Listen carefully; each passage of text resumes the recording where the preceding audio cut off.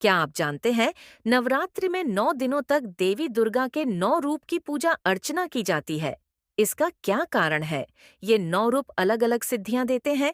पहली शैलपुत्री, दूसरी ब्रह्मचारिणी, तीसरी चंद्रघंटा, चौथी कूष्मांडा, पांचवी स्कंध माता, छठी कात्यायनी, सातवीं कालरात्रि, आठवीं महागौरी और नौवीं सिद्धिदात्री। ये माँ दुर्गा के 9 रूप हैं। आइए जाने कुछ और बातें। कैसे और किन कारणों से इनका नाम और इनकी आराधना की जाती है? देवी दुर्गा ने पार्वती के रूप में हिमालय के घर जन्म लिया। हिमालय का एक नाम शैल भी है। इसी कारण देवी का पहला नाम पड़ा शैलपुत्री, यानी हिमालय की बेटी। मां शैलपुत्री की पूजा धन, रोजगार और स्वास्थ्य के लिए की जाती है। शैलपुत्री सिखाती है कि जीवन में सफलता के लिए सबसे पहले इरादों में चट्टान की तरह मजबूती होनी चाहिए। तो वहीं ब्रह्मचारिणी का अर्थ है जो ब्रह्मा के द्वारा बताए आचरण पर चले, जो ब्रह्म की प्राप्ति कराती हो, जो हमेशा संयम और नियम से रहे। जीवन में सफलता के लिए संयम तथा नियमों पर चलने की बहुत आवश्यकता होती है। इसके बिना कोई भी कठिन कार्य सफल नहीं हो सकती। तो वहीं देवी का तीसरा रूप है, जिसके माथे पर घंटे के आकार का चंद्रमा है। इस कारण इनका नाम चंद्रघंटा है। ये देवी संतुष्टि की देवी मानी जाती है। जीवन में सफलता के साथ शांति का अनुभव तब तक नहीं हो सकता है जब तक कि मन में संतुष्टि का भाव ना हो। जिसे आत्म कल्याण और शांति की तलाश हो, उसे मां चंद्रघंटा की आराधना करनी चाहिए। तो वहीं कुष्मांडा देवी का चौथा स्वरूप है। ग्रंथों के अनुसार इन्हीं देवी की मंद मुस्कान से अंड यानी ब्रह्मांड की रचना हुई थी। इसी कारण इनका नाम कूष्मांडा पड़ा। ये देवी भय दूर करती हैं।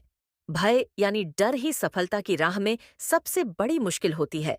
जिसे जीवन में सभी तरह के भय से मुक्त होकर सुख से जीवन बिताना हो, उसे देवी कुष्मांडा की पूजा करनी चाहिए। तो वहीं पार्वती के पहले पुत्र हैं कार्तिकेय। उनका ही एक नाम है स्कंद। कार्तिकेय यानी स्कंद की माता होने के कारण देवी के पांचवें रूप का नाम स्कंद माता है। उसके अलावा ये शक्ति की भी दाता है। सफलता के लिए शक्ति का संचय और सृजन की क्षमता दोनों का होना जरूरी है। तो वहीं कात्यायनी आर्षि कात्यायन की पुत्री है। कात्यायन अर्षि ने देवी दुर्गा की बहुत तपस्या की थी और जब दुर्गा प्रसन्न हुई तो अर्षि ने वरदान में मांग लिया कि देवी दुर्गा उनके घर पुत्री के रूप में जन्म ले। कात्यायन की बेटी होने के कारण ही नाम पड़ा कात्यायनी। ये स्वास्थ्य की देवी है। रोग और कमजोर शरीर के साथ कभी सफलता हासिल नहीं की जा सकती। मंजिल पाने के लिए शरीर का निरोगी रहना जरूरी है। जिन्हें भी रोग, शोक, संताप से मुक्ति चाहिए, उन्हें देवी कात्यायनी को मनाना चाहिए। तो वहीं काल यानी समय और रात्रि मतलब रात। जो सिद्धियां रात के समय साधना से मिलती हैं, उन सब सिद्धियों को देने वाली माता काल रात्रि है। अलौकिक शक्तियों, तंत्र सिद्धि, मंत्र सिद्धि के लिए इन देवी की उपासना की जाती है। ये रूप सिखाता है कि सफलता के लिए दिन रात के भेद को भूला दीजिए। जो बिना रुके और थके लगातार आगे बढ़ना चाहता है, वो ही सफलता के शिखर पर पहुंच सकता है। तो वहीं देवी का आठवां स्वरूप है महागौरी। गौरी यानी पार्वती। महागौरी यानी पार्वती का सबसे उत्कृष्ट स्वरूप।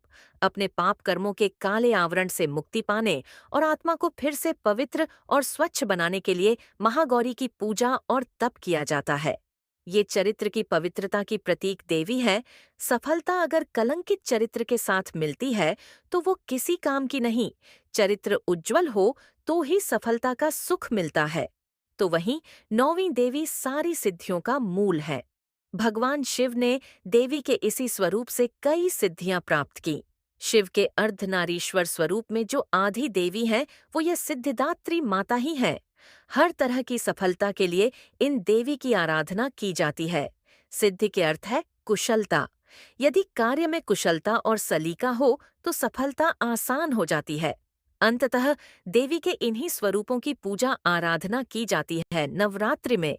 आप सभी को नवरात्रि की ढेर सारी बधाई। ऐसे ही इंटरेस्टिंग टॉपिक्स को जानने के हमारे चैनल को सब्सक्राइब करना ना भूले और घंटी के बेल आइकॉन को भी दबा दे।